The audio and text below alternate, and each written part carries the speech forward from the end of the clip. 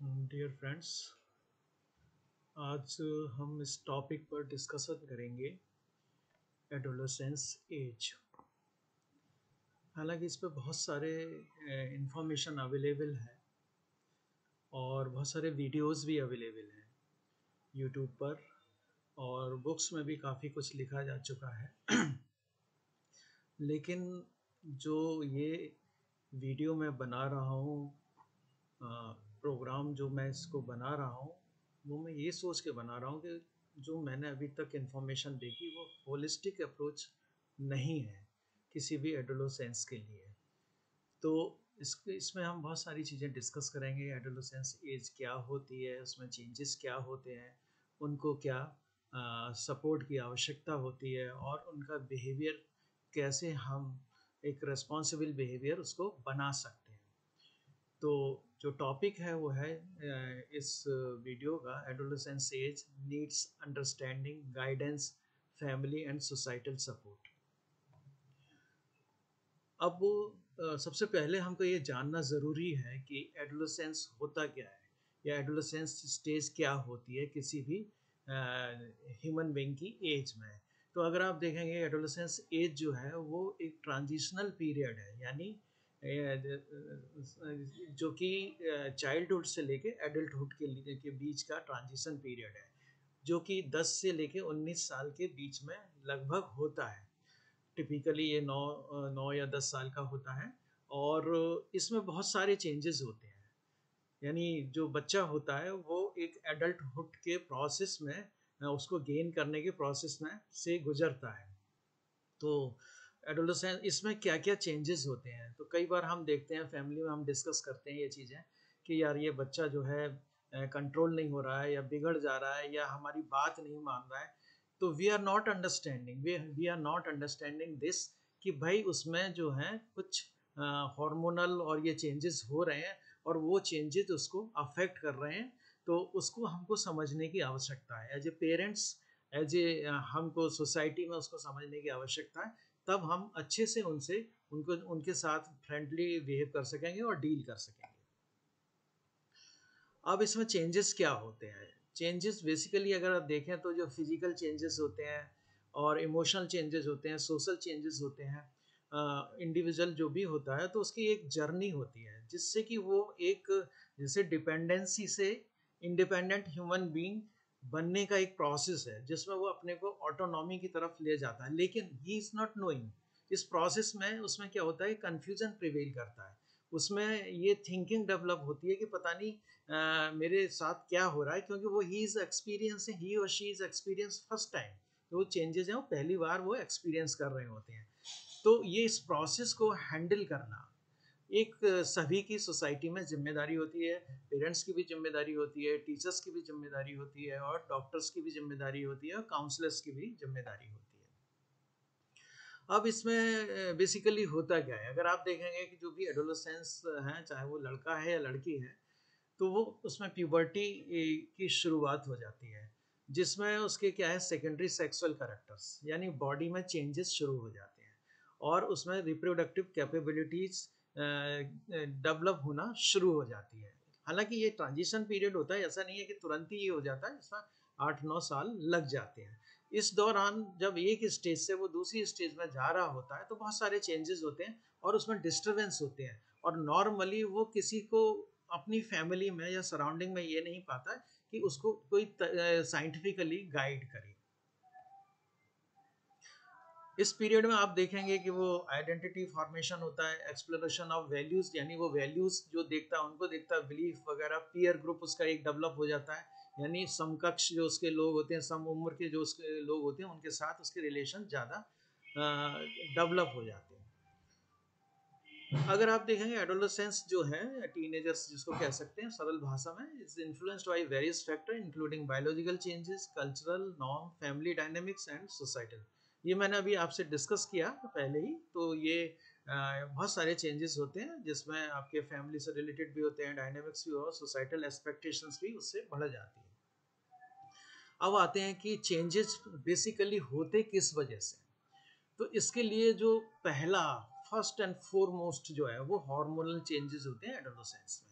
और ये hormonal changes अगर आप देखेंगे तो ये रिप्रोडक्टिव हार्मोन्स स्पेसिफिकली उसको डिस्टर्ब करते हैं, जिसमें हम एक एक करके डिस्कस करेंगे कि ये हमारे बॉडी में एंडोक्राइन सिस्टम होता है, उनके द्वारा ये हार्मोन्स रिलीज होते हैं।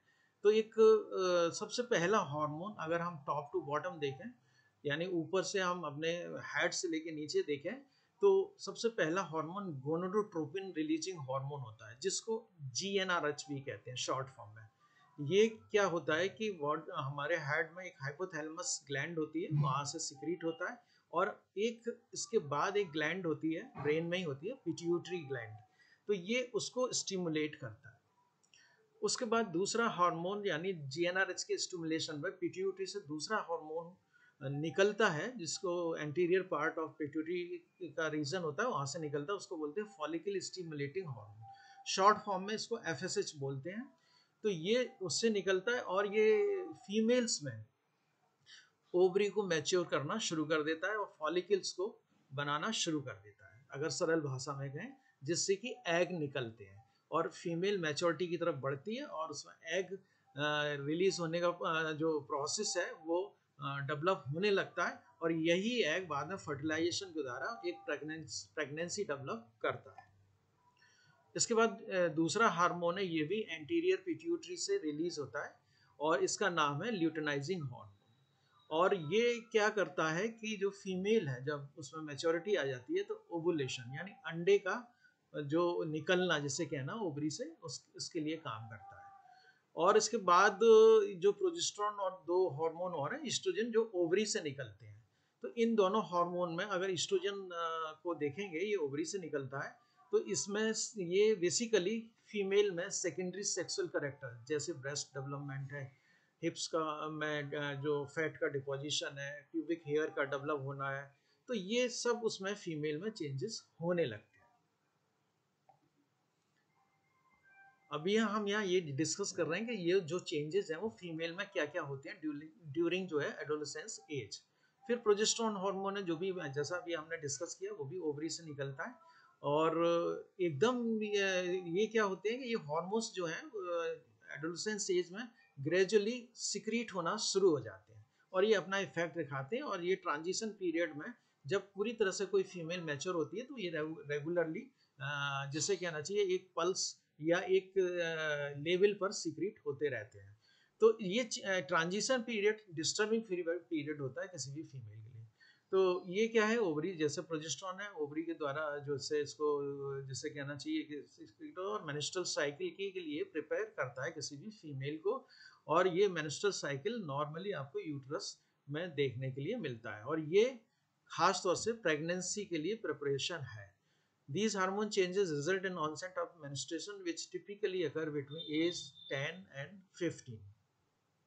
जैसा भी हमने डिस्कस किया कि ये जितने भी हार्मोन हैं वो सारे इस दौरान ही टीनेज जो एज होती है, जो एडोलेसेंस एज होती है, उसी दौरान सिक्रीट होना शुरू करते हैं, तभी ये ग्लैंड्स जो जहाँ जहाँ से सिक्रीट हो रहे हैं वो एक्टिव हो जाते हैं। Additionally hormone fluctuate during adolescence can influence moods, emotions, behavior, contributing to the emotional roller coaster often associated with period of life। इसको अगर सरल भाषा में कहें, इन हार्मोन की वजह से किसी भी फीमेल का जो मूड है वो उसको प्रभावित करता है और उसके इमोशंस को भी इमोशनल चेंजेस भी लाता है, बिहेवियर को भी अफेक्ट करता है। तो वो एक अगर उसको काउंसलिंग, अगर उसको सपोर्ट नहीं किया जाता या साइंटिफिक नॉलेज नहीं दिया जाता तो शी सफर्स इन साइलेंस, यानी वो उस किसी से कन्फाइन नहीं करती एंड शी फील्स दैट कि what is happening to me, मेरे को क्या हो रहा है ये। तो इस दौरान उनको संभालने की ज़रूरत होती है। During adolescence female undergo variety of physiological changes. Physical changes जैसा मैंने आपको अभी डिस्कस किया, ये वही है कि फिजियोलॉजिकल यानी उनके शारीरिक चेंजेस उसमें होते हैं शरीर में, और फिजिकल चेंजेस भी होते हैं, और ये जो हार्मोन्स की वजह से ही होते हैं। और इस प्रोसेस को प्यूबर्टी कहते हैं। मेनिस्ट्रेशन, मेनार्की, मेनार्की का मतलब सिंपल भाषा में कोई भी फीमेल जो है पहला अपना पीरियड एक्सपीरियंस करती है उसको मेनार्की कहते हैं। उसके बाद उसके जो पीरियड्स हैं या मेनिस्ट्रुअल साइकिल है स्टार्ट होना शुरू हो जाता है।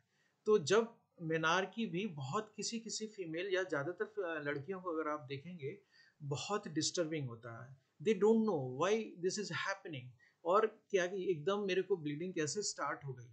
तो ये नॉर्मली मेनार्की का जो पीरियड है इंटरनेशनली देखें 10 से लेके 15 साल के बीच में किसी भी लड़की की एज में होता है। तो मेनार्कियाँ बेसिकली जो फाइनली लीड करती है मेनिस्ट्रेशन में। इसमें क्या है, यूट्राइन की जो लाइन है वो शेड करने लगती है, टूटने लगती है, और उस वो जो अगर प्रेगनेंसी नहीं होती है और उसके बाद वो दूसरे साइकिल में एंटर कर जाती है, और यदि मान लीजिए फीमेल प्रेग्नेंट हो जाती है तो वो जो जिसे कहना चाहिए मेंस्ट्रुअल साइकिल बंद हो जाता है।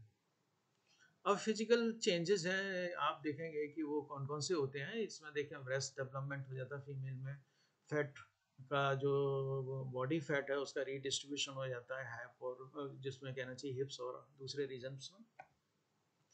प्यूबिक हेयर ग्रोथ हो जाती है, यानी जेनेटल रीजन में जो है इनकी जो हेयर्स हैं वो ग्रो करने लगते हैं और ग्रोथ बढ़ने लगती है। मुंह पर अगर आप देखेंगे कुछ फीमेल्स के मुहासे हो जाते हैं, तो ये भी because of hormonal changes. Emotional या फिजिकल चेंजेस, इमोशनल और फिजिकल चेंज में देखेंगे कि वो उनकी जो साइकी है, सोचने का वो है, और जो डिस्टर्बेंसेस होते हैं तो एकदम इमोशनल उनको आउटबर्स्ट होने लगता है, या वो दे डोंट नो कि हाउ टू कोप। तो इस वजह से वो कहीं ना कहीं उनको गाइडेंस की ज़रूरत है, तो कंफ्यूज्ड स्टेट होती है। They are not considered children और they are not considered adult. तो एक ये कंफ्यूज स्टेट को अगर क्लैरिटी से सपोर्ट किया जाए तो this can be better handled. अब वो देखें ओवरऑल जो देखें एडोलेसेंस में तो फिजिकल, इमोशनल, साइकोलॉजिकल ग्रोथ है, और change for female as they transition from childhood, ये जो हमने अभी डिस्कस किया। और ये बेसिकली हार्मोन और जेनेटिक्स और एनवायरमेंटल फैक्टर्स की वजह से ही होता है। अब डिस्कस करेंगे physiological and physical changes in adolescence male. अब मेल में क्या होता है ना, मेल में हम देखेंगे कि ये थोड़ा सा लेट होता है कंपेयर टू दी फीमेल। तो उसमें मेल अगर आप देखेंगे वो भी चाइल्डहुड से एडल्टहुड की तरफ तो ये मूवमेंट होता है, ट्रांजिशन होता है, और उसमें हार्मोनल, फिजिकल और इमोशनल और साइकोलॉजिकल चेंजेस उसमें भी शुरू होते हैं। तो इसमें ये चेंजेस जो हैं उसकी हाइट अच्छे से बढ़ने लगती है, वेट बढ़ने लगता है, और वो एक तरह से एडल्टहुड की तरफ मूव करता है। जिसमें अगर आप फिजियोलॉजिकल चेंजेस यहाँ कुछ लिस्ट किए गए हैं, जिसमें आवाज़ जो है मेल की वो थोड़ी डीपनिंग हो जाती है, जिससे मतलब भारी हो जाती है, और ये बेसिकली जो लैरिंग्स होती है, वॉइस बॉक्स होता है, उसके एनलार्जमेंट की वजह से हो जाता है। तो जैसे आप देखते होंगे कि बच्चे, आप फील करते होंगे बच्चों की आवाज़ अलग होती है जैसे ही वो एडोलेसेंस एज में आता है और उसमें उसको एक्वायर करता है, तो ट्रांजिशन पीरियड में उसकी आवाज़ चेंज हो जाती है और उसका टेस्टोस्टेरोन लेवल भी बढ़ने लगता है। फेशियल एंड बॉडी ग्रोथ, यानी फेस पर उसके दाढ़ी मूछें आ जाती हैं, हेयर ग्रोथ होने लगती है, और ये चेस्ट, लेग्स वगैरह में होने लगती है, और प्यूबर्टी जो जेनिटल रीजन है वहाँ पर भी हेयर्स की ग्रोथ होने लगती है, जिससे आप मेल को फीमेल से डिस्टिंग्विश कर सकते हैं। मस्कुलर ग्रोथ होने लगती है, जेनाइटल डेवलपमेंट होने लगता है, स्पर्म का प्रोडक्शन होने लगता है, और इसमें अगर उसका जो रिप्रोडक्टिव सिस्टम है पूरी तरह से एक्टिव होना शुरू हो जाता है। और ये ट्रांजिशन एकदम तो नहीं होता, लेकिन ये 12 से 13 से लेके और 18-19 साल तक पूरी तरह से मैच्योर हो जाता है। मेल में भी क्या होता है कि आपके चेहरे पे उसके मुहासे आ जाते हैं, और उसको लगता है पता नहीं मेरा फेस कैसा हो रहा है, तो बिकॉज ऑफ हार्मोनल, ये हार्मोन की वजह से होता है। इमोशनल डिस्टरबेंस भी मेल उससे गुजरता है। फीमेल्स को तो अगर आप देखेंगे तो फीमेल्स उनकी जो जिसे कहना चाहिए मदर है, सिस्टर है, या और लोग उनको जिससे कहना चाहिए काउंसलिंग देते हैं, समझाते हैं, जैसी भी लैंग्वेज में समझाते हैं, ज़रूरी नहीं वो साइंटिफिक ही हो, लेकिन मेल को कोई बताने वाला नहीं होता है, तो वो इमोशनली ज़्यादा डिस्टर्ब होता है, साइकोलॉजी भी उसकी थोड़ी डिस्टर्ब हो जाती है, और ये एक ऐसी होती है कि उसमें बच्चा किसी गलत ट्रैक पे भी जा सकता है because of all these changes.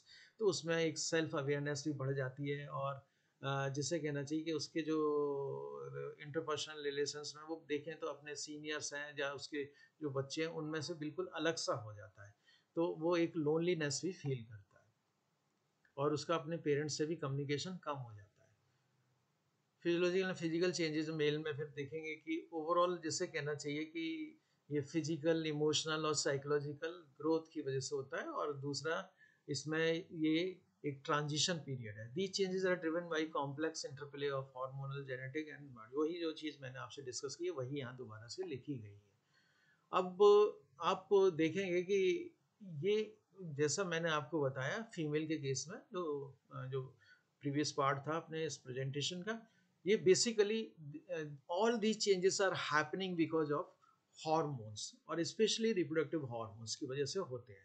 जैसा कि फीमेल में होता है ऐसे ही मेल में भी ये हॉर्मोन्स होते हैं, जिसमें पहला हार्मोन जो है गोनोट्रोपिन रिलीजिंग हार्मोन है, जिसको शॉर्ट फॉर्म में ये वही हार्मोन है जो फीमेल में होता है जीएनआरएच, जो कि ब्रेन में एक ग्लैंड होती है हाइपोथैलेमस, वहाँ से सिक्रीट होता है, और ये पिट्यूटरी ग्लैंड जो जो ब्रेन में ये भी उपस्थित होती है उसको स्टिमुलेट करता है। और इसके स्टिमुलेशन पे दो हार्मोन निकलते हैं, follicle stimulating hormone, luteinizing hormone. Follicle stimulating hormones जो हैं वो जो टेस्टिस से जो स्पर्म्स का प्रोडक्शन है उसको स्टिमुलेट करता है और टेस्टिस को मैच्योर करता है। ल्यूटिनाइजिंग हार्मोन जो है वो एक और हार्मोन होता है जो टेस्टिस से ही सिक्रीट होता है, जिसको बोलते हैं टेस्टोस्टेरोन। उसको स्टिमुलेट करता है उन जो सेल्स होती हैं जिसमें उनको जिससे कहना चाहिए स्टिमुलेट करके टेस्टोस्टेरोन हार्मोन को सिक्रीशन के प्रोसेस में हेल्प करता है। अब जैसा कि हमने उसमें ईस्ट्रोजन था फीमेल में देखा, मेल में हम टेस्टोस्टेरोन हार्मोन है जिसमें जो बेसिकली सेकेंडरी सेक्सुअल कैरेक्टरिस्टिक के लिए भी जिम्मेदार होता है, जिसमें आवाज़ जैसे अभी हमने बताया कि थोड़ी भारी हो जाती है, और फेस पर दाढ़ी मूछें आ जाती हैं, बॉडी हेयर्स आ जाते हैं, और उसका जो मसल मास है वो इंक्रीज होता है, और टेस्टिस जो है इंक्रीज हो जाते हैं। और ये देखेंगे कि ये एक तरह से सेक्सुअल मैचुरेशन की तरह मैचुरेशन के लिए सपोर्ट किया जाता है इस हार्मोन के द्वारा। दूसरा एक और हार्मोन है dihydrotestosterone, converted from testosterone DHT, play role in development of male genital and growth of facial body. ये इसी का एक वो है फॉर्म है।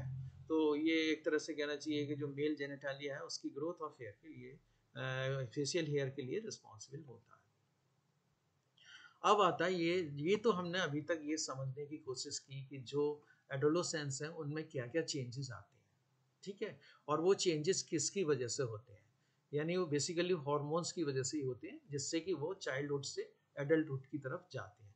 और इस दौरान उनमें डिस्टर्बेंस होता है, फिजियोलॉजिकल डिस्टर्बेंस होता है, फिजिकल डिस्टर्बेंस होता है, और इमोशनल डिस्टर्बेंस होता है, साइकोलॉजिकल डिस्टर्बेंस। तो अब इसको हैंडल कैसे किया जाए, इनको रिस्पॉन्सिबल एडल्ट कैसे बनाया जाए, या वो किसी गलत पाथ पे ना जाए।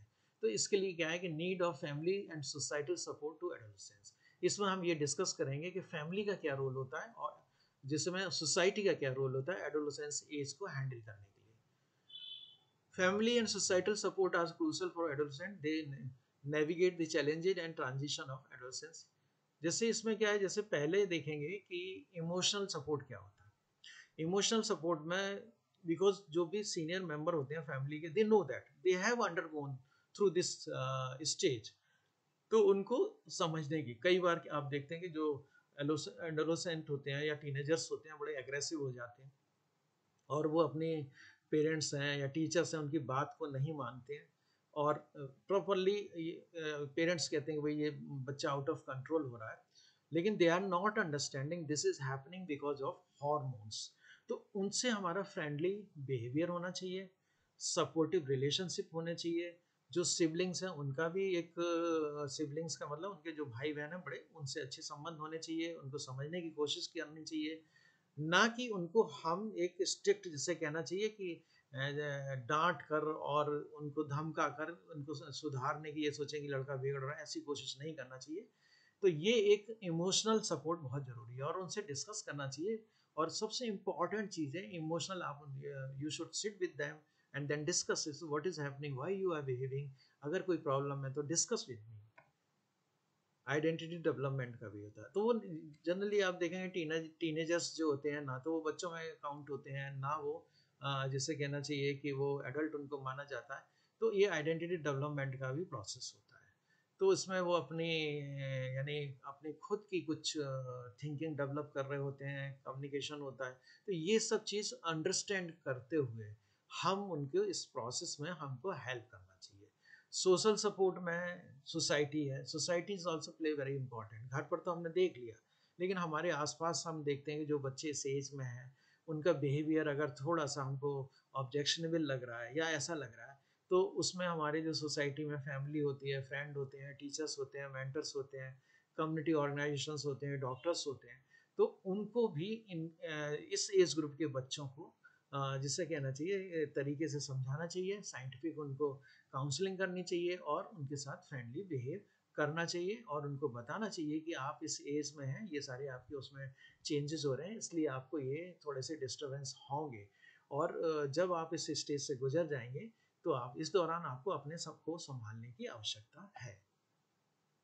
अब इसी में आगे जो देखेंगे कि एजुकेशनल सपोर्ट, इस एज ग्रुप के जो बच्चे होते हैं उस दौरान उनमें जो जिससे कहना चाहिए हार्मोनल चेंजेस होते हैं और दूसरी चीज़ ये एजुकेशन का भी एक ऐसा पीरियड होता है जिसमें उनको कैरियर बनाना होता है। यानी जनरली 12th तक बच्चे के बाद दे हैव टू डिसाइड कि किस डायरेक्शन में जाना है और कैरियर का भी बहुत ज़्यादा प्रेशर होता है और पेरेंट्स का भी बहुत ज़्यादा प्रेशर होता है, टीचर्स का भी प्रेशर होता है, तो वो कंफ्यूज्ड होते हैं कि एक तो उनके बॉडी में साइकोलॉजिकल, इमोशनल, फिजियोलॉजिकल चेंजेस हो रहे हैं और दूसरा पढ़ाई का जो प्रेशर है।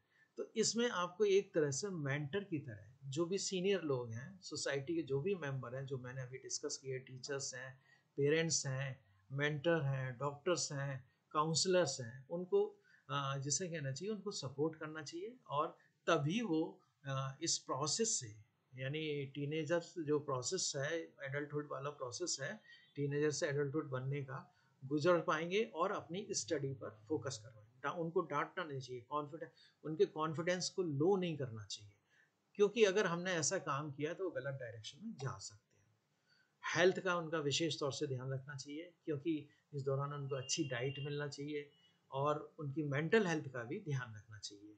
अगर अगर हमने उनकी डाइट और इसका ध्यान नहीं दिया तो वो आगे जाके उनके लिए जिसे कहना चाहिए समस्या हो सकता है। इसी दौरान हमको ये भी देखना चाहिए कि उनको हम अच्छी किताबें दें, टीचर्स ऐसे हों जो उनसे अच्छे टीचर से उनका इंटरेक्शन कराएं, सोसाइटी में जो रोल मॉडल्स हैं उनके बारे में ऐसे रोल मॉडल्स हैं उनकी बायोग्राफी वगैरह पढ़ने को दें। तो इससे क्या होगा कि उनमें कॉन्फिडेंस लेवल डेवलप होगा और एक पॉजिटिव, हेल्दी और एक रिस्पॉन्सिबल लाइफ जीने के प्रति वो इंस्पायर करेंगे। तो ये बहुत ज़रूरी है, क्योंकि जब आपकी लाइफ में कोई रोल मॉडल होता है तो आप ये फील करते हैं कि मैं भी उसी तरह का बनूं। तो उस तरह से बनने के लिए आप उसकी जो हैबिट्स हैं, उसका जो रूटीन है, उसका जो लाइफ स्टाइल है और उसका जो डेडिकेशन है, उसको आप फॉलो करते हैं। तो इसमें ये खास तौर से टीनेजर्स में भी ये होना चाहिए। जैसे कॉलेज यूनिवर्सिटी में ऐसे रोल मॉडल्स हैं जो फेमस पर्सनैलिटीज़ हैं, उनके लेक्चर कराने चाहिए और उनसे वो इंस्पायर होंगे और उनका बिहेवियर आप देखेंगे कि उसमें काफ़ी चेंज आएगा। रिस्क प्रिवेंशन में ये है कि जनरली इस एज में लड़के खासतौर से वायलेंट हो जाते हैं, लड़ाई झगड़ा करते हैं, सेक्सुअल बिहेवियर भी उनका रिस्की हो जाता है। तो इसको भी हमें ऑब्जर्व करना चाहिए, जो भी हमारे सीनियर जो सोसाइटी के मेंबर्स होते हैं उनको ये ऑब्जर्व करना खास तौर से। जिसे कहना चाहिए कि जो लड़के जो हैं उनका वैसा लड़ाई झगड़े का एटीट्यूड हो जाता है, रिस्की सेक्सुअल बिहेवियर भी हो जाता है और एक्सप्लोरेशन की उनकी टेंडेंसी हो जाती है कि भाई देखें ये सेक्सुअल एक्टिविटीज़ क्या होती है। तो इसमें भी उनको रेस्पॉन्सिबिली और उनके बारे में बताना चाहिए जो क्वालिफाइड काउंसलर हैं उनके द्वारा।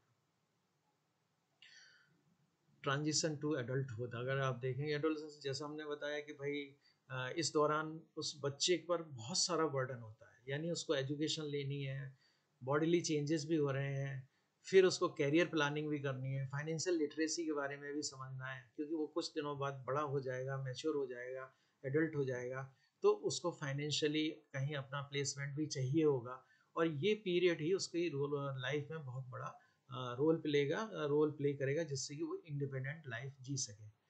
इसमें फिर आपके फैमिली जो स्कूल वगैरह ये जो है बहुत बड़ा रोल कम्युनिटीज़ हैं प्ले कर सकती हैं। तो ओवरऑल जो है फैमिली और सोसाइटी का सपोर्ट बहुत ज़रूरी है और उनके पॉजिटिव डेवलपमेंट में एडोलेसेंस के लिए by creating supporting environment then that prioritize need and interest of adolescents, we can help them thrive and become healthy, resilient, successful adult. यानी ये सारा प्रोसेस अगर सोसाइटी का पॉजिटिव होता है टीनेजर्स के प्रति, तो एक हम रिस्पॉन्सिबल, जिसे कहना चाहिए रिस्पॉन्सिबल नॉलेजेबल एक एडल्ट को डेवलप कर सकते हैं। खाली कॉलेज में स्कूल में भेजने से ही वो एक रिस्पॉन्सिबल नहीं बनेगा। सोसाइटी का सपोर्ट इज़ वेरी इंपॉर्टेंट, और जो क्वालिफाइड लोग हैं और इस फील्ड में जो काउंसलर्स हैं, डॉक्टर्स हैं, वो बहुत बड़ा रोल प्ले कर सकते हैं। एडोलेसेंस जो हैं, टीनेजर्स हैं, उनको reproduction safe responsible sexual activities के बारे में भी पता होना चाहिए, क्योंकि वो अब यानी एडल्ट होने जा रहे हैं और सेक्सुअल एक्टिविटीज़ भी उनकी लाइफ का पार्ट बनेगा। तो अगर वो कहीं भी अनसाइंटिफिक नॉलेज या किसी कहीं सुनी बातों से नॉलेज गेन करने की कोशिश ज़रूर करेगा, और अगर उसको वहाँ से, जिसे कहना चाहिए कि रॉन्ग इन्फॉर्मेशन मिलती है, तो उसका जो बिहेवियर है और उसके जो एक्शंस हैं वो गलत भी हो सकते हैं। तो हमको उनको reproduction safe and responsible sexual activities के बारे में भी बताना चाहिए, क्योंकि अगर हम बहुत आइडियलिस्टिक मैनर में ये सोचेंगे नहीं नहीं अभी नहीं, अब इनका मैरिज होगा तभी ये अपने आप सीख जाएंगे, तो ये कॉन्सेप्ट है वो गलत है। तो हमको उनको बताना चाहिए कि उनका रिप्रोडक्शन का जो प्रोसेस क्या होता है, रिप्रोडक्टिव ऑर्गन्स क्या होते हैं, और सेक्सुअल एक्टिविटीज़ क्या होती हैं, रिस्पॉन्सिबल सेक्सुअल एक्टिविटीज़ क्या होती हैं, और जो सोसाइटी के जो लॉ हैं उसके हिसाब से हमें कैसे बिहेव करना है। तो इससे क्या होगा कि वो जो है वो इन सब चीज़ों को जानने के बाद फिर वो रिस्पॉन्सिबली बिहेव करेगा। कॉन्ट्रासेप्टिव मेथड्स क्या होते हैं, सेक्सुअली ट्रांसमिटेड डिसीजेस क्या होती हैं, कंसेंट क्या होती है, अगर आप किसी के साथ सेक्सुअली एक्टिविटी में इन्वॉल्व होते हैं तो उसमें कंसेंट भी ज़रूरी होती है, हेल्दी रिलेशनशिप्स क्या होते हैं। तो ये एक जर्नी है, सेक्सुअल जर्नी स्टार्ट करने के लिए टीनेजर जो अल्टीमेटली एडल्ट होके फिर उसमें इन्वॉल्व होते हैं, तो ये एक काउंसलिंग, और ये क्वालिफाइड काउंसलर अगर उसको देता है, जो कि बेसिकली डॉक्टर होते हैं या रिप्रोडक्टिव बायोलॉजिस्ट होते हैं, वो इस चीज़ को बेहतर तरीके से कर सकते हैं। तो यानी ओपन एंड ऑनेस्ट डिस्कशन होना चाहिए एडोलेसेंट में। अगर आप ये जनरली क्या होता है कि जो रिप्रोडक्टिव और सेक्सुअल मेथड्स हैं, और अगर आप देखेंगे तो उसमें नॉर्मली क्या होता है, ये सोसाइटी में टैबू समझे जाते हैं कि नहीं, डिस्कस नहीं किए जाते, अपने आप बड़े होंगे समझ जाएंगे। तो इसमें एक ओपन एंड ऑनेस्ट डिस्कशन होना चाहिए, जो मैंने आपको बताया कि ट्रेंड प्रोफेशनल जो इस टॉपिक को या इन इश्यूज़ को अच्छे से हैंडल कर सके।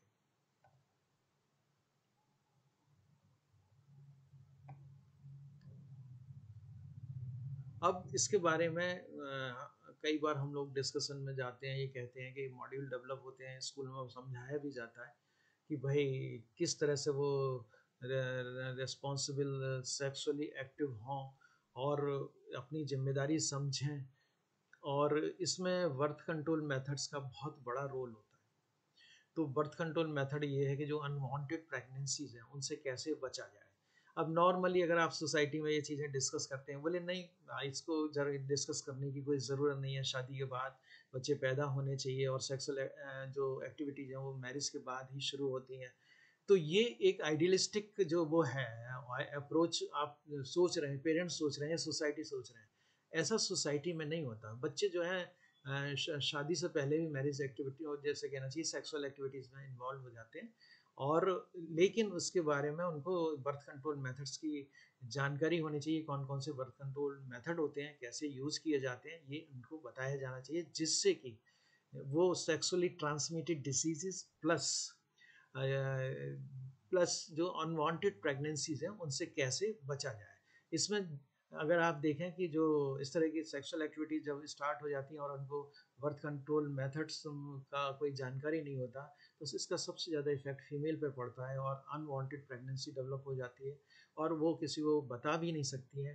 वो फिर क्या होता है, किसी नीम हकीम के पास जाकर प्रेगनेंसी को टर्मिनेट करना, जिसमें कभी कभी जान भी जाती है और एक्सप्लॉयटेशन भी होता है। तो ये बर्थ कंट्रोल मेथड्स की जानकारी होनी चाहिए, क्या क्या बर्थ कंट्रोल मेथड है, उनके क्या पॉजिटिव पॉइंट है, क्या उनके नेगेटिव एस्पेक्ट्स हैं। तो यहाँ मैंने लिस्ट किया है कि what are the birth control methods. तो अगर आप देखें कि यहाँ नेचुरल रिदम मेथड है फैमिली प्लानिंग के, और वेरियर मेथड्स हैं जिसमें आपके ये कंडोम, डायफ्राम, सर्वाइकल कैप्स वगैरह होती हैं। शॉर्ट एक्टिंग मेथड्स में जैसे आप देखें तो पिल्स वगैरह आती हैं, हार्मोनल पिल्स हैं। तो इसका डिटेल में हम दोबारा से एक वीडियो बनाएंगे, उसमें हम बताएंगे। और पैचेज हैं, शॉर्ट्स हैं। लॉन्ग एक्टिंग जो मेथड्स हैं, मैरिड लेडीज़ हैं वो जनरली आईयूडी या जिसको बोलते हैं कॉपर टी वगैरह लगवा लेती हैं, इम्प्लांट्स होते हैं। और परमानेंट मेथड में जैसे कहना चाहिए कि जो मेथड ऐसे होते हैं कि जिसमें एक बार इस मेथड को आपने यूज़ कर लिया तो वो फिर दोबारा से अगर कोई कपल प्रेगनेंसी चाहता है तो वो प्रेगनेंसी नहीं हो सकती, जिसको ट्यूबेक्टोमी, जिसमें पुरुष नसबंदी कहते हैं। और जैसे कहना चाहिए वेसेक्टोमी, ट्यूबेक्टोमी। ट्यूबेक्टोमी फीमेल में होती है, महिला नसबंदी, और मेल जो है उसको बोलते हैं वेसेक्टोमी। तो ये सही सभी मेथड्स के कुछ प्लस और माइनस पॉइंट भी हैं। अलग अलग एज ग्रुप में यूज़ किए जाते हैं, कुछ परमानेंट मेथड हैं, कुछ टेम्परेरी मेथड्स हैं। तो इसके बारे में बेसिकली उनको जानकारी होनी चाहिए किसी भी टीनेजर को कि ये मेथड्स कैसे यूज़ किए जाते हैं। और यदि उनको पता नहीं है तो वो बुक्स और उससे देख सकते हैं या डॉक्टर के पास जा सकते हैं, और डॉक्टर उनको सिर्फ उनके उनके जो प्रॉस एंड कॉन्स हैं वो सब चीज़ें बताते हुए समझा सकता है कि दीज आर दी मेथड्स, इसके प्लस पॉइंट ये हैं, इसकी एफिशिएंसी कितनी है, एफिकेसी कितनी है, ये सब उनको जानकारी होनी चाहिए। और कौन से ऐसे मेथड्स हैं जो सेक्सुअली ट्रांसमिटेड जो डिसीजेस हैं उनको रोक सकता है। तो बेसिकली बर्थ कंट्रोल मेथड्स की जानकारी सभी टीनेजर्स को, सभी एडोलेसेंट हैं जो उस एज ग्रुप से गुजर रहे हैं, उनको बताई जानी चाहिए सिंपल लैंग्वेज में। और उनका जो क्वेश्चंस हैं यानी ओपन कम्युनिकेशन उनके साथ रखना चाहिए कि भाई कोई भी मेथड अगर आप एक्सप्लेन करने जा रहे हैं और वो they are if they are asking any question, we should encourage them to ask the questions. तो भाई आप क्या क्या उनको just because they are new, आप तो सोच रहे हैं कि आप तो जानते हैं, आप सीनियर हैं, लेकिन उनको नहीं पता है। तो उनको बताना चाहिए कि ये मेथड है, इसकी एफिकेसी इतनी है, इसके साइड इफेक्ट हैं, और ये कहाँ से मिल सकता है, और इसको कौन कौन एज ग्रुप के लोग यूज कर सकते हैं। तो एक ओपन डिस्कशन फोरम पर होना चाहिए, और इसमें कोई भी शर्म और टैबू फील नहीं करना चाहिए। Finally I come to the concluding statement, finally adolescence के लिए हमारी क्या अप्रोच होनी चाहिए। जो सीनियर लोग हैं, जो एडल्ट हैं, उनकी अप्रोच कैसी होनी चाहिए। Adolescence age is transitional phase, जैसा हमने पहले इंट्रोडक्शन में भी डिस्कस किया, एक ट्रांजिशनल फेज है जो कि चाइल्डहुड से एडल्टहुड बनने का प्रोसेस है। तो इसमें hormonal, physiological, physical, sexual, mental, emotional, ये सारे चेंजेस होते हैं।